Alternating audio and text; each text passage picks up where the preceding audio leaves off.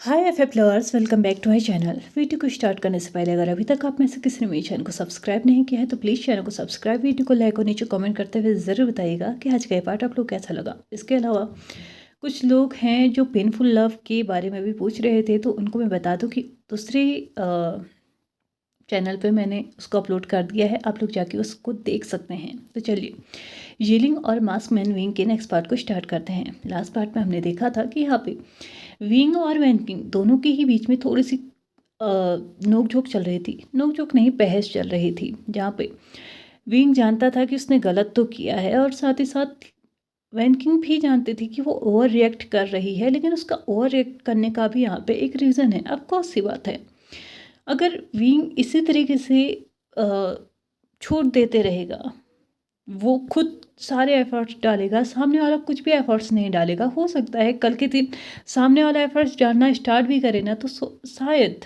तब तक विंग की जो फीलिंग्स है ना वो फेड अप हो जाएंगी। क्योंकि यार, अगर कोई हमें प्यार दे रहा, सॉरी, हम किसी को प्यार दे रहे हैं ना, तो ये एक म्यूचुअल फीलिंग है कि हमें प्यार की एक्सपेक्टेशन ही होती है। हम ये नहीं सोच, मैं औरों का नहीं पता, लेकिन मैं ये चाहती हूँ कि अगर मैं किसी को प्यार दे रही हूँ ना, तो वो इंसान भी ज़्यादा नहीं, थोड़ा बहुत ही सही, लेकिन उसको रिटर्न करे यार। अपने पास बस स्टोर करके मेरा ही रख रहा है, तो ये तो गलत चीज़ है ना। तो वैसा ही इस वक्त वैन किंग को भी लग रहा था कि शायद हो सकता है कि कल के दिन विंग और लैन वांगजी दोनों के बीच में सब कुछ ठीक हो, लेकिन शायद तब तक कहीं देर ना हो जाए। कहीं ऐसा ना हो कि विंग की जो ये फीलिंग्स है ना, तब तक थोड़ा थोड़ा कम होने लगे। अगर इनको ऐसे ही चलाते रहना है ना, तो कोशिश दोनों साइड से होनी होगी, एक साइड की कोशिश से कुछ नहीं होगा। इसलिए वो चाहती थी कि लैन वांगजी धीरे धीरे ही सही थोड़ी थोड़ी चीज़ें करना स्टार्ट करे, लेकिन विंग तो बिल्कुल ऐसे बड़ा बना हुआ था कि नहीं, वो नहीं करना चाहता तो नहीं करेगा। कुछ चीज़ें ऐसी भी होती हैं जो नहीं करना, हमको नहीं पसंद होती तो भी हमें करना पड़ता है। विंग अभी भी वैनकिंग के सामने अपने नीज पे था, कान पकड़े हुए था, पाउटी लिप्स के साथ था और बार बार यही बोल रहा था कि प्लीज़ माफ़ कर दो, ठीक है, मैं अब से ऐसा नहीं करूँगा आपसे। अगर लैन वांगजी भी एग्री हो जाता है ना, तो मैं उसे करने दूंगा, चाहे वो अपने मन मान के ही क्यों ना कर रहा हो। लेकिन यहाँ पे वैन किंग अब मानने के लिए तैयार नहीं थी, क्योंकि अपने मन में कहीं ना कहीं वो ठान चुकी थी कि शायद अब उसे डायरेक्टली लैन वांगजी से ही बात करनी होगी, क्योंकि लैन वांगजी ही बार बार शायद इस बात का फ़ायदा उठा रहा है कि विंग उसका सपोर्ट तो दे ही रहा है, कोई कुछ करे कहे क्या ही फ़र्क पड़ेगा। इसलिए अब वो चाहती है कि वो डायरेक्टली लैन वांगजी से बात करे।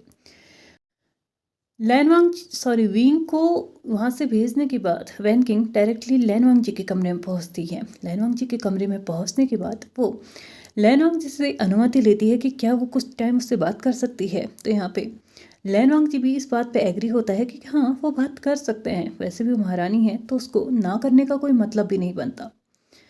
लैन वांगजी वैसे तो अभी तक छोटी मोटी चीज़ें कर ही रहा था, लेकिन अभी तक उसको कोई स्पेशल चीज़ असाइन नहीं की गई थी, मतलब जैसे स्पेशल ड्यूटीज़ या रिस्पॉन्सिबिलिटी अभी तक असाइन नहीं की गई थी। इसलिए आज वैन किंग ने सोच लिया था कि अब तो वो लैन वांगजी को धीरे धीरे वी सेक्ट का बना के ही रहेगी, क्योंकि जब तक वो वी को नहीं अपनाएगा, वो वी यिंग को नहीं अपनाएगा। उसने लैन वांगजी के आगे कुछ पेपर्स रखे।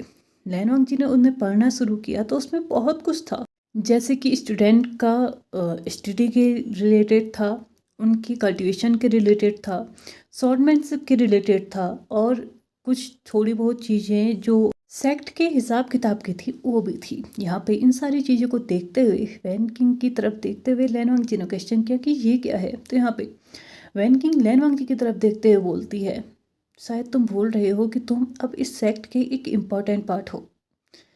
अभी तक इन सब का ध्यान मैं रखते आई थी, लेकिन अब मैं चाहती हूँ कि तुम रखो। आज नहीं तो कल ये जिम्मेदारियाँ तुम्हारे पास आएंगी, मैं चाहती हूँ तुम अभी से निभाओ। इसमें से कुछ जिम्मेदारियाँ मैंने अपने लिए पहले ही रख ली हैं, जैसे कि किस सर्वेंट को किस तरीके का काम देना है ये मैं डिसाइड करूँगी, कौन से काम करने हैं कौन से नहीं करने हैं ये मैं डिसाइड करूँगी। लेकिन आज के बाद स्टूडेंट और सेक्ट का हिसाब किताब ये सारा तुम्हारे ऊपर है। सेक्ट में होने वाले खर्चे और स्टूडेंट के ऊपर जो कुछ भी चीज़ें होंगी, चाहे वो स्टडी रिलेटेड हो या फिर उनकी प्रैक्टिस रिलेटेड हो, वो तुम कराओगे। आज के बाद उनके टीचर भी तुम हो और इस सेक्ट के फाइनेंशियल इंचार्ज भी तुम ही हो। तुम्हें ये लग रहा होगा शायद मैं तुम्हारे ऊपर बर्डन दे रही हूँ, लेकिन अब ये काम मैं अकेले नहीं कर सकती। अगर मेरा ओहदा बराबर तुम्हारे साथ बांटा जाएगा तो काम भी तुम्हारे साथ बांटे जाने चाहिए। कुछ चीज़ें हैं जो मैं तुम्हें नहीं असाइन कर सकती जब तक तुम उन्हें खुद से ना लेना चाहो, जैसे कि विंग और उसके सीक्रेट्स की जिम्मेदारी। वो फ़िलहाल के लिए मेरे ही पास रहेंगी, लेकिन जो असाइन तुम्हें कर दिया गया है वो तुम्हें कल से ही आगे फॉलो करनी होंगी। आज के लिए तुम्हें रेस्ट दिया जा रहा है। वैन किंग बिना लैन वांग जी के आंसर के ही वहाँ से चल पड़ी। वैन किंग शायद थोड़ा सा रूड हो रही थी। ये सारी चीज़ें लैन वांग जी को भी अच्छी नहीं लग रही थी, क्योंकि वैन किंग का पहले दिन का रवैया और आज का रवैया थोड़ा चेंज होता जा रहा था। कहीं ना कहीं वो भी ये महसूस कर पा रहा था कि शायद इस चेंज के पीछे कारण यही है कि वो भी इस सेक्टर में कोई इंटरेस्ट नहीं दे रहा है, कुछ नहीं। मतलब ठीक है, नॉर्मल नॉर्मल चीज़ें वो कर रहा है। अभी तक उसने स्टूडेंट्स को नहीं देखा, सारे सर्वेंट्स को नहीं देखा, सेक्टर में क्या चल रहा है क्या नहीं, कुछ नहीं देखा। बस एक दो काम जो विंग ने उसको दिए थे वही वो करते जा रहा है, जैसे कि उसके पेरेंट्स के रूम में जाके वहाँ पे इंसेंस बर्न करना, और खाते टाइम मतलब सभी लोगों को एक साथ इकट्ठा होना है ये देखना, खेतों में जैसे थोड़ा बहुत काम हो रहा है तो उसे जाके दिखाना। लेकिन वो अपना पर्सनल इंटरेस्ट कहीं भी नहीं दे रहा था, और ये सारी चीज़ें वो भी ऑब्जर्व कर रहा था कि शायद इसी वजह से वैन किंग उसके साथ ऐसा बिहेव कर रही है।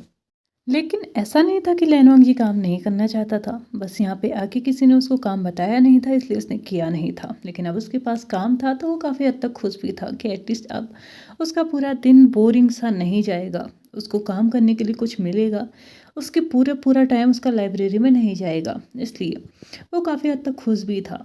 नेक्स्ट मॉर्निंग से उसने अपना एक अलग रूटीन स्टार्ट कर दिया था। सुबह जल्दी उठना, क्लास से पहले हर एक चीज़, मतलब जितनी भी चीज़ें अपनी वो कर सकता था ना वो सारी चीज़ें करना, मॉर्निंग रूटीन्स और ब्रेकफास्ट वगैरह वो तो खैर साथ ही होता है, हर एक चीज़ मतलब उसने प्रिपेयर कर ली थी। नेक्स्ट मॉर्निंग लगभग 9 बजे जहाँ पे बच्चों की क्लासेस चल रही थी वहाँ पे वो चला गया था। बट उसकी सरप्राइज़ के लिए वहाँ पे विंग पहले से ही था, लेकिन यहाँ पे सरप्राइज लैनवांग जी नहीं विंग हुआ था। विंग ने जब लैनवांग जी को वहाँ पे देखा वो बहुत ज़्यादा सरप्राइज था ये देख के कि आज लैनवांग जी यहाँ पे क्या कर रहा है। विंग ने मुस्कुराते हुए लैनवांग जी की तरफ अपने रुख मतलब अपने आप को मोड़ा और उसके बाद पूछा कि वो यहाँ पे क्या कर रहा है। तो यहाँ पे लैनवांग जी ने आंसर किया कि आज के बाद वो इन बच्चों का टीचर है, और जो खुद वैन किंग ने उसे अपॉइंट किया है। ये सुन के लैनवांग जी तो एकदम नॉर्मल था, लेकिन विंग काफ़ी हद तक खुश था, क्योंकि इन बच्चों को हमेशा वही पढ़ाया करता है। इसके अलावा लियानवांग जी ने आगे कंटिन्यू करते हुए बोला, उसके अलावा वैन किंग महारानी ने मुझे एक और काम दिया है कि मैं सेक्ट के हिसाब किताब को भी देखूं। ये काम पूरी तरीके से विंग का था, इस बात में कभी भी वैन किंग का इंटरफेरेंस नहीं रहा है। मतलब वैन किंग ने कभी भी इस चीज़ को नहीं देखा है। ऐसा नहीं था कि विंग ने उसे मना किया था या फिर विंग ने उस चीज़ के लिए अपने ऊपर ही रिस्पॉन्सिबिलिटी ली थी। बस वैन किंग ने उस चीज़ को कभी देखा ही नहीं, क्योंकि वो पूरी तरीके से विंग की जिम्मेदारी थी। लेकिन कहीं ना कहीं विंग को ऐसा लग रहा था ना कि शायद वैन किंग ज़बरदस्ती मुझे और लैनवांग जी दोनों को ही एक अलग टाइम देना चाह रही है। मतलब यहाँ पे टीचिंग के लिए उसको भेजना, कल्टिवेशन के लिए उसको भेजना, उसको ट्रेनिंग के लिए बोलना, बच्चों को सिखाने के लिए बोलना, साथ ही साथ सेक्ट का हिसाब किताब पूरा उसके ज़िम्मेदारी में डाल देना। मतलब कहीं ना कहीं अगर ये सारी चीज़ें वो करता रहा ना तो विंग और लैनवांग जी पूरी तरीके से एक साथ ही रहने वाले हैं पूरे दिन भर। विंग इस वक्त लिटरली अपने मन ही मन में ना वैन किंग को शुक्रिया बोल रहा था कि उसके दिमाग में इतना अच्छा आइडिया आ कैसे सकता है। मतलब जो वो खुद चाहता था कि वो दिन भर उसके साथ रहे, लेकिन नहीं, वो ऐसा कर नहीं पा रहा था, वो चाह के भी ये नहीं कर पा रहा था, क्योंकि कहीं ना कहीं इसमें लैनवांग जी मतलब अनकम्फर्ट फील होता, मतलब सॉरी फील करता। बट अब जब उसके ऊपर जिम्मेदारी डाल दी गई है तो शायद अब वो किसी भी हालत में भाग नहीं सकता। मतलब अब तो उसे करना ही होगा। विंग अपने मन ही मन में मुस्कुराने लगा था। उसे ये तक याद नहीं था कि वो इस वक्त कहाँ और किसके सामने खड़ा है। लैनवांग जी ने अपने हाथों को विंग के आगे घुमाते हुए मतलब हिलाते हुए उसको दोबारा से उसके ड्रीम वर्ल्ड से वापस लेके आया और उसके बाद पूछा कि वो इतना खुश क्यों है। तो यहाँ पे विंग थोड़ा सा नॉटी वे में लैन वांगजी को रिप्लाई करते हुए बोलता है, आखिरकार मेरा हस्बैंड दिन भर मेरे साथ रहने वाला है तो मुझे तो खुशी होगी ही ना। तो यहाँ पे लैन वांगजी थोड़ा सा कंफ्यूजिंग लुक के साथ उसको देखते हुए बोलता है, मतलब क्या है तुम्हारा। तो यहाँ पे विंग उसको आंसर करता है कि जो काम तुम्हारे पास है वो सेम काम मेरे पास भी है, इसका मतलब है कि हम दोनों दिन भर एक साथ रहने वाले हैं। वैसे तो मुझे झेल तो लोगे ना। ऐसा कहते हुए वो उसकी तरफ मतलब हंस रहा था। ये सारी चीज़ें ना लैन वांगजी महसूस कर पा रहा था, लेकिन वो देख नहीं रहा था। लेकिन फिर भी वो महसूस कर पा रहा था कि इस वक्त विंग के फेस पे ना एक नॉटी स्माइल होगी, जो कि ये जताने के लिए होगी कि देखो तुम ना चाहते हुए भी हमेशा मेरे ही आसपास रहोगे। लैन वांगजी ने विंग को कम्प्लीटली इग्नोर किया और उसके बाद स्टूडेंट्स की तरफ बढ़ते हुए उन्हें अपना इंट्रोडक्शन दिया कि वो आज से उनका एक नया टीचर है। उसने उनका शेड्यूल बनाया कि वो कितने दिन पढ़ाई करेंगे और कितने दिन वो लोग प्रैक्टिस करेंगे। वैसे प्रैक्टिस तो डेली ही होगी, बट हाँ जो लैन वांगजी के एंड से कराई जाएगी वो कितने दिन होगी। अब यहाँ पे उनके पास दो दो टीचर हैं तो दोनों का ही अलग अलग काम करवा देना ही यहाँ पे लैन वांगजी को सही लग रहा था। ऑफ कोर्स सी बात है, उनको सिर्फ एक ही चीज़ में तो निपुण नहीं बनाया जा सकता। जैसे कि विंग उन्हें पहले ही म्यूज़िक का भी ज्ञान दे रहा था, तो यहाँ पे लैन वांगजी ने भी उसे ज्वाइन किया था। मतलब ये सारी चीज जो म्यूज़िक की क्लासेस होंगी वो दोनों एक साथ ही देंगे, लेकिन इसके अलावा जो स्टडी और कल्टिवेशन, यानी कि चाहे वो आर्चरी हो या फिर वो हॉर्स राइडिंग हो या फिर वो स्वॉर्डमैनशिप हो, चाहे वो किसी भी तरीके की कल्टिवेशन हो, उसमें उन दोनों की शिफ्ट चलेगी। 3 दिन ये तो 3 दिन वो, ऐसा वाला। इस बात में विंग एग्री तो नहीं था, लेकिन एंड में उसे एग्री होना पड़ा कि ठीक है 3 दिन मैं इन्हें पढ़ाऊंगा और 3 दिन मैं इन्हें कल्टिवेशन सिखाऊंगा। 3 दिन तुम इसे पढ़ाओगे और 3 दिन तुम इसे कल्टिवेशन सिखाओगे। लेकिन जो म्यूज़िक की क्लासेस हैं वो उन दोनों के लिए साथ ही होने वाली थी और इसके बाद उन दोनों ने ही हिसाब किताब भी देखना था।